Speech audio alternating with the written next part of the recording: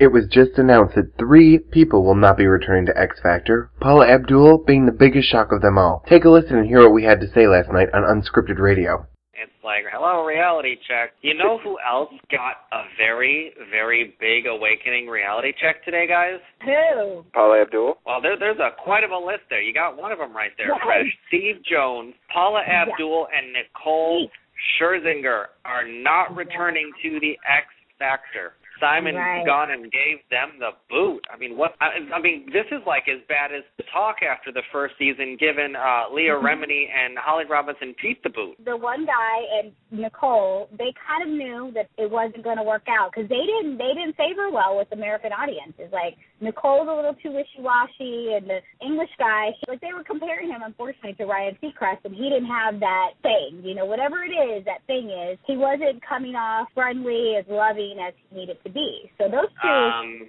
were expected. Probably because Ryan Seacrest is blonde hair, blue eyes. Maybe that's it. I don't know. I mean, Ryan actually has a good way. You can tell that he really cares about the kids. He keeps the show on pace. He has, like, his little thing. He'll, like, zing the judges, you know. So he kind of does his thing. But that guy didn't have that. It didn't have whatever it is that they felt they needed. Paula Abdul was a shocker. That was a shocker. Everyone thought she'd have a job. As long as Simon Cowell had a job, she had a job. It just goes to show you when your numbers aren't what they were hoping, that this show was going to put American Idol in its grave, and it didn't. It did very well, but it did not do what they wanted it to do. So he got out his axe and he started cutting people. Well, here's what I don't get though. I mean, there's all this talk about, you know, they wanted the X Factor to put American Idol down. It's on the same network. Right. Hello, what are they trying to do? You know what it is? I think ultimately Simon had created this show. He came to America, did American Idol, which is a very similar show, little different format, but very similar. And, you know, I think it was Simon's kind of way. Like, he was like, okay, here I'm coming, doing what I do in my country, and I'm going to show you guys that my version is better. And I mean, I think at the end of the day, Fox just wants to make all the money, and so I don't think Fox wanted it to put American Idol in its grave. I know Simon did, and I know all of the probably other executives who back, you know, X Factor. And when those ratings numbers weren't coming in, ultimately didn't take the place of the number one show on TV, which is American Idol. You know, you gotta make some changes. It's like a football team. You gotta do some trades. Yeah, I get that. I wish they maybe would have given it maybe one more season or two, or maybe kept Paula and let the other two go. I mean, I do like Paula, even though for a little bit of a while she was a hot mess. Exactly. You know, it's like for a brand new show, and I said this before when they went and rearranged the talk, you gotta let it at least try to get some of its footing, because, you know, for the first season, I mean, you know, Karen, you would know better than anyone. For a first season with a brand new cast, you know, you guys are all just trying to, maybe not so much on scripted shows, but reality and talk television. You're trying to establish yourself and build a rapport with your audience. And people will like you guys are people for learning how to work together. Yeah, and when you take a certain person out of the equation, it's like you do kind of lose whatever that person was bringing to the table, you know? Mm-hmm. I don't know. I'm thinking like with the other two, you're right. They could have gotten rid of the other two, and we probably wouldn't have batted an eye. We would have been like, okay, whatever. Getting rid of Paula, you know, I thought that was the whole reason why she was coming to, you know, X Factor. I thought how she it was kind of wrong that she got fired at American Idol, and it was just kind of, you know. Well, I mean, I just look at it like they knew what they had. She always was quirky. She kind of had issues. That kind of added to the show, and they let that ride for so long. And I felt like when she wanted the money that she wanted, I felt she deserved it. I know a lot of people who watched American Idol for Paula. And I agree that she deserved the money. What they were offering her was kind of ridiculous. I mean, I don't know. I just had a really hard time. Like, I did not like the British guy. I mean, and it had nothing to do with that, because I love Kat there on So You Think You Can Dance, but I just didn't like him. Nicole, I didn't care for. He didn't have that warm. There's something missing, right? In that guy, there was just something wasn't clicking. We knew he was bleeding. Nicole, you said, what about her? I never cared for her. I thought it was a bad choice. I thought it was better than the Cheryl Cole or whoever.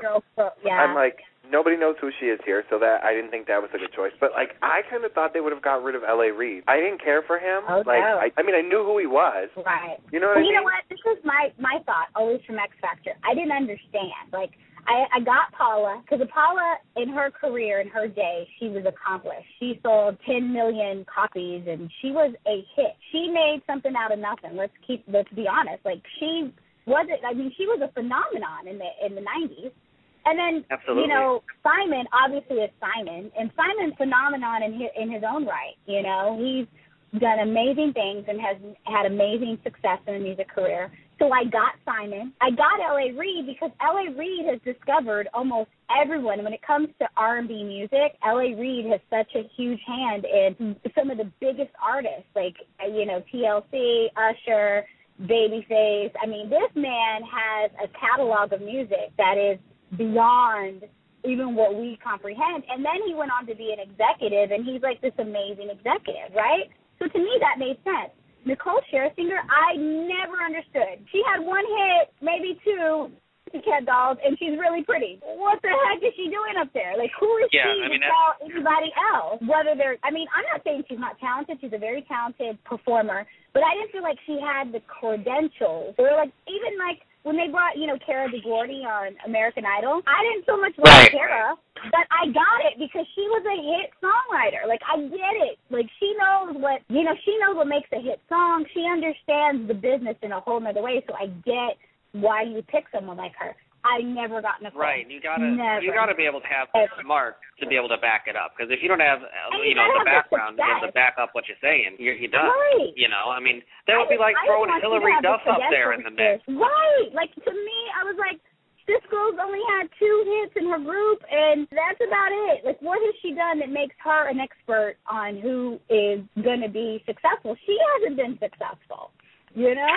I just couldn't, you know what I'm saying? Like, not on that level to be like, I'm the judge and jury. Like, you're deciding the fate of someone's career, and you haven't, she still needs a job. Simon, you know, Simon Cowell, L.A. Reid, they don't need jobs.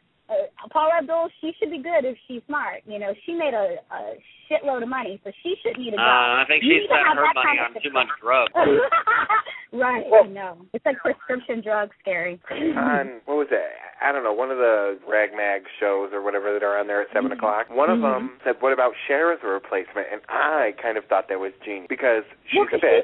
He's a legend. And I think her and Simon would butt heads constantly. And I think if somebody sucked, she would kind of tell them, and I think she'd be a little more mouthy. And I really, really, really think her and Simon would, like, throw down constantly, and I think she'd call him an idiot, you know, and call him out on his shit constantly. But you know what Cher would do? I think this. She has been in this business for, 30, 40 years? Like, she's got a career that spanned music, television. She reinvented herself. I mean, she's gone through hell and high water and is a legend, right? So if you're going to hire someone and meet, like the XFactor, they're mentors.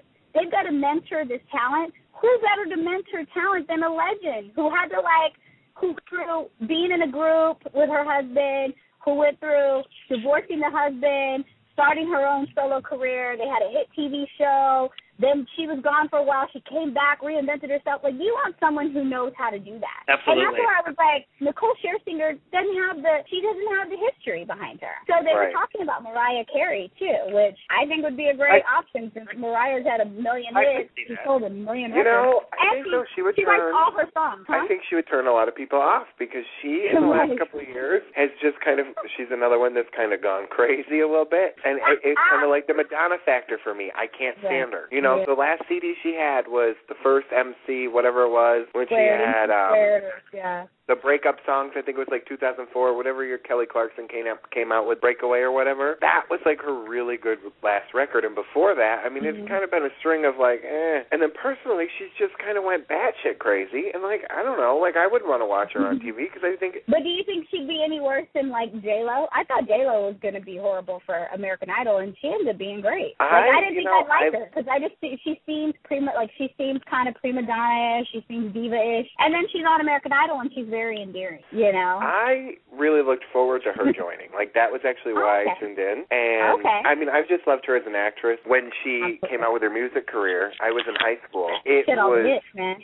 She was I mean, for me, all the hits. It was like all of them. Like, that was the shit for me. You know, like, Jennifer Lopez was it. Absolutely, and then I ended up falling in love with Steven Tyler. Like, now I watch the show because he's so zany and crazy. Yes. I can't get enough of him. But you know what's so great about that show is that they're each a legend in their own right.